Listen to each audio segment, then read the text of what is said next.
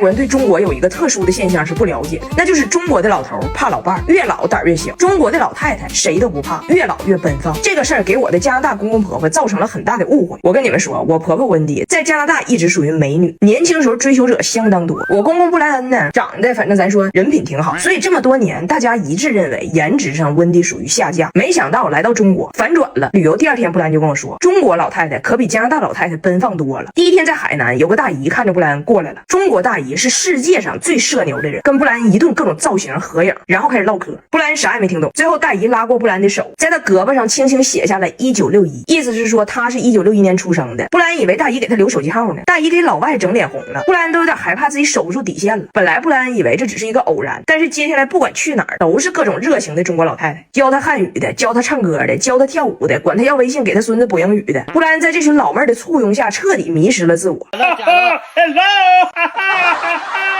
就开始跟温迪嘚瑟，说温迪到目前没有一个老头搭理他。这说明什么？说明中国人的审美和加拿大人是反的。温迪在这儿是磕碜人，神经病。那温迪对自己颜值这一块那能服吗？第二天也去勾引老头，但是温迪发现自己的魅力在中国老头这儿完全失灵。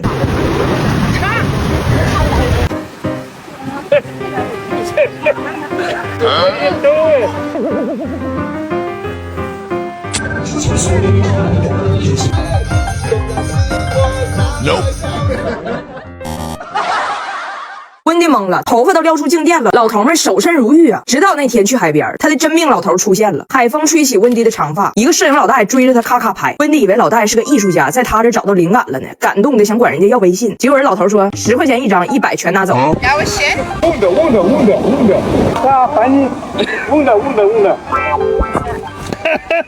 小曼，他俩今天各玩各的，哎，脸晒通红倒是挺般配。还好啊，我给孩子们用了1夜儿童防晒，没红也没黑。崔玉涛亲研功效型防晒，温和不伤肤，民保都能用。他家专利因子能保护屏障防晒伤，轻薄不闷脸，防水防汗的全波段防晒，海边暴晒也不怕。中国老头给温迪的冷落，让布兰心里完全认定了中国和加拿大的审美必然是反的，要不然怎么解释呢？儿媳妇长得像个豆杵子似的，在这当网红900多万粉丝。我觉得老头老太太的事儿吧，最懂的还得是张大铁。我就去采访张大铁去了，我跟张大铁说，你跟你爷解释一下是咋回事。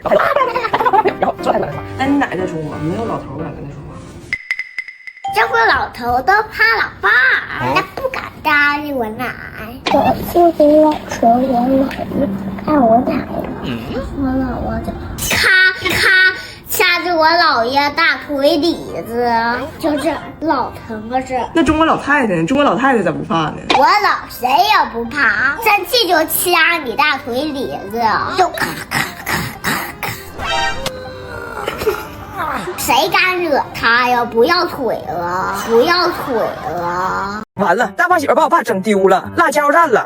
你咋寻思的？我不知道。我在悉尼出差，昨天回家，然后我爸呀在完成他工作生涯的收官之作，写完了一本书。大胖媳妇呢就说要给我爸来一个大大的庆祝，要去一个北京附近的一个就是风景宜人之地，他带着孩子们去那里，让孩子们听他们的姥爷亲自读出自己亲笔写的关于铁岭党史的呕心杰作。我呢一听，我寻思说不定我爸在这个荒郊野外读诗，大胖媳妇又得有点什么段子。我说可以，挺好。所以我们就定的早上，我从悉尼回来，下了飞机直接去那个地方跟他们会合。然后第二天早上8点，大胖媳妇就带着我爸还有俩孩子出发去梨树沟了。然后路上呢，我爸就睡着了。中间他们就在这个加油站加油，大胖媳妇就带俩孩子上厕所。他们下车之后呢，我爸起来也去了，就没回来。大胖媳妇上完厕所带俩孩子上车，也没发现车里少个老头，油家就开走了。我爸的手机钱包都搁车上，然后我是比他们早到的，我早就在梨树沟等着这一家人，开启一场关于我爸这个文学生涯的里程碑盛典。车来了，门开了，一顿拥抱，我看到了我的大胖媳妇和孩子们，唯独没有我爸。我爸呢？看到没有？然后看到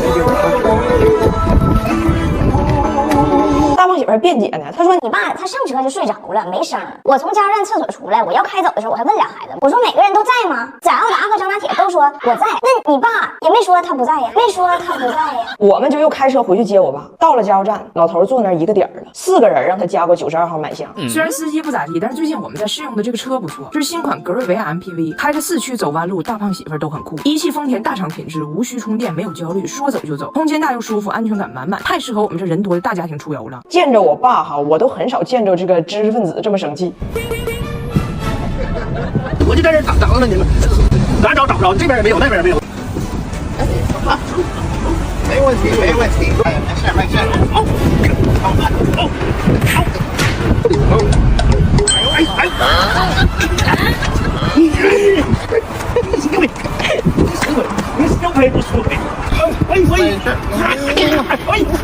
你使远点，你这个丢胚，这个丢胚。结果我没想到张大铁学英文学不会，学东北英文学的老快了。你别老就这么擦，你咔咔咔咔，真不经抄的。红了都。你洗就赔，你洗就赔吧。你这个猪胚，你这个猪胚。你们知道让中国老人和外国老人一起带孩子是什么结局吗？结局就是中国老人除了带孩子，还得带外国老人。我和大胖媳妇一起出差了，就留我爸和我婆婆在家一起带孩子。这一早上孩子连玩带闹，太累人了。我爸就想出了一个能短暂解救自己和温迪的方式，让孩子去躲猫猫。反正我爸也没准备跟孩子们真玩，就寻思让孩子消停一会儿。我爸的计划是宣布现在开始躲猫猫，然后孩子们一跑，我爸呢就可以给温迪沏一杯茶，俩人休息一会儿。我爸没想到，他一宣布，孩子们，咱们现在玩一个游戏，叫躲猫猫。温迪。I love that game。噌家窜出去了，狗都追不上。人家张大铁已经找好的地方，我婆婆觉得好，跟张大铁抢。张大铁说不行，这是我选的地方。温迪告诉他，孙子，咱俩换。我本来选的地方吧是狗窝，但是亲爱的上帝，谁能想到那还有只狗？拿铁，这样我给你2块糖，咱俩换。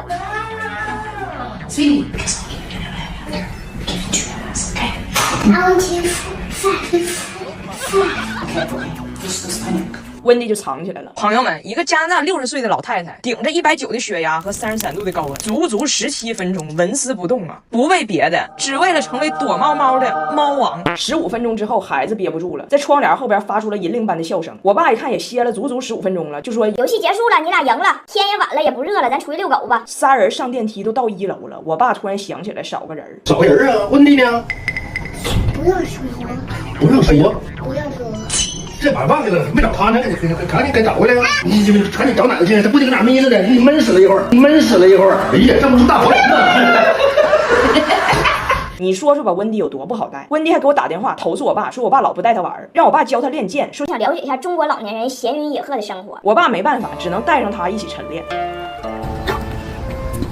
加饭，加。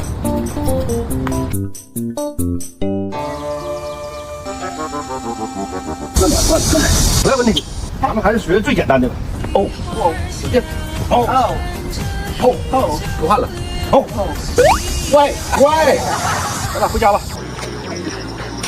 多动症有点，好几天。哎，又来了，给我爸忙得坏了。温迪这边跟我爸学练剑，人家温迪根本不看孩子们，温迪经常让孩子在外边随便玩，踩泥巴、钻沙堆，这都还好。真正让我爸崩溃的是，踩完泥巴、钻完沙堆之后，回家直接穿鞋上床，随便踩。那你说谁对干净都有自己的理解？咱不站队了，我只知道论干净还得蓝月亮。我还特意去人家的洗涤科技馆学习知识，还实操了，搭配玉图神器，让油斑无所畏惧，轻松搞定日常衣物、床品污渍，连难闻的汗味都能有效去除，好神奇！哎，我发现很多老外都这样，穿鞋可以直接踩在床上。我问温迪为什么，温迪说背是有2面的，外面咋埋汰没事儿，你钻被窝里干净的就行。而且如果你的顾虑是怕鞋脏，那没事儿。今天我领孩子出去玩的时候，压根就没穿鞋。等我出差回来，发现我爸和温迪都不在家，一问我爸领温迪看中医去了。我爸觉得温迪肯定是火大或者什么毛病，造成了他的躁郁和癫狂。然后人家医生问温迪啥，睡眠呢、饮食啊、心情啊，温迪都说特别好。医生就问我爸，那他到底是哪儿不舒服？我爸说他让我不舒服。